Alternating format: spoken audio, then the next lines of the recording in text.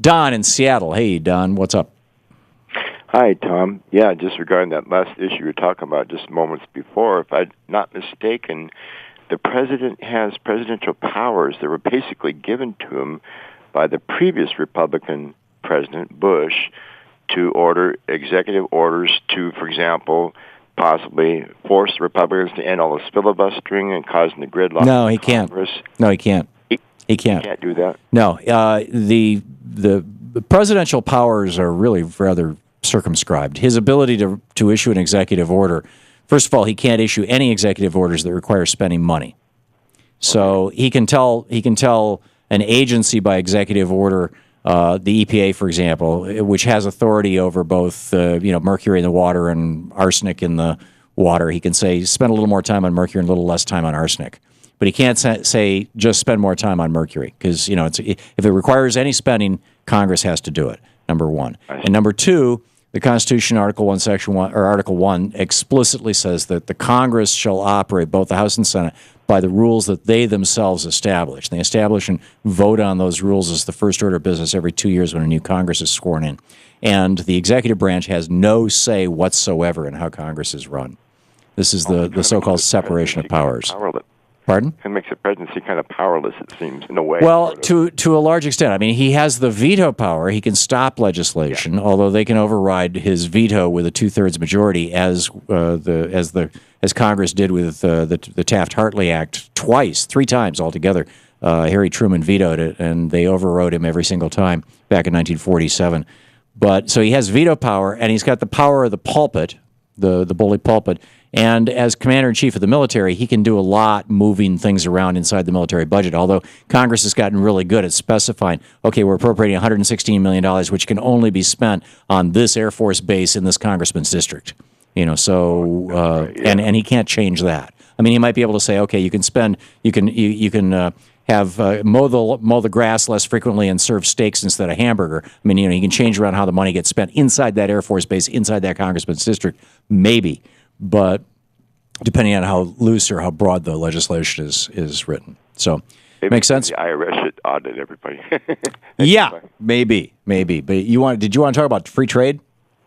Oh, yeah, just briefly. I think I'll just make it as quick as I can. So I'm in Washington State, and we have a really good state economy that's based on a lot of local, regional trade. And I think if there's a way we can pull out of these larger global trade agreements and go to more local, regional trades, that would really enhance our economy more. I absolutely agree. I absolutely agree. Yeah, very well said, Don. Thank you. There's two things we need to do to take us back to the point when productivity and wages were tracking each other. From the George Washington administration to the Ronald Reagan administration, as productivity went up, wages went up. And productivity has continued to rise since Reagan's administration, but wages have actually declined. If wages had gone up at the same rate that productivity has, right now the average working person, instead of making $26,000 a year, would be making $90,000 a year. And thus would be paying far more in taxes, including Social Security taxes, Social Security Trust Fund. Social Security would be in great shape. Medicare would be in great shape. There would be no budget deficit. Because people making $90,000 a year and less, 100% of their income is taxed for Social Security, and they basically don't have any big tax loopholes.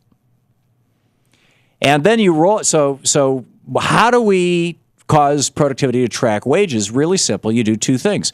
Number one, you undo all these stupid trade rules. These trade, starting with most favored nation status, which you can track back to Nixon, but really Reagan started using aggressively.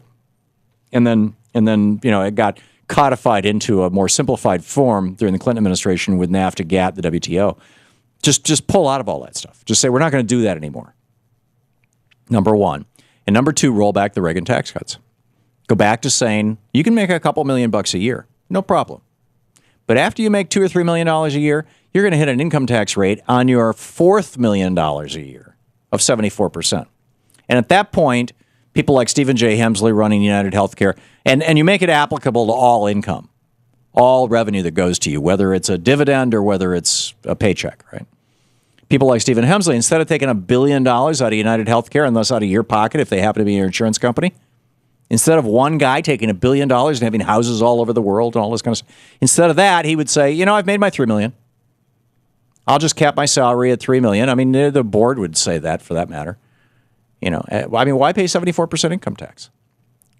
$3 million is a good income. You can live very, very comfortably on $3 million a year. And that's what CEOs used to do. Throughout most of the 20th century, until Reagan came along, CEOs only made 30 times what their average employee made. So if their average employee was making $50,000, well, actually back in the Reagan era, it would have been, say, $20,000 a year. Well, what's 30 times that? $600,000 a year. Yeah, $600,000 a year. That's a little, which in today's dollars would be about $3 million. And they did that because, hey, after that, it starts getting taxed absurdly. And nobody said, I'm not going to work because I got to pay 74% tax. No, nobody ever said that. People were competing for those jobs. So roll back the Reagan tax cuts, roll back the Reagan trade policies, and you get America back. You get the middle class back. It's pretty straightforward stuff.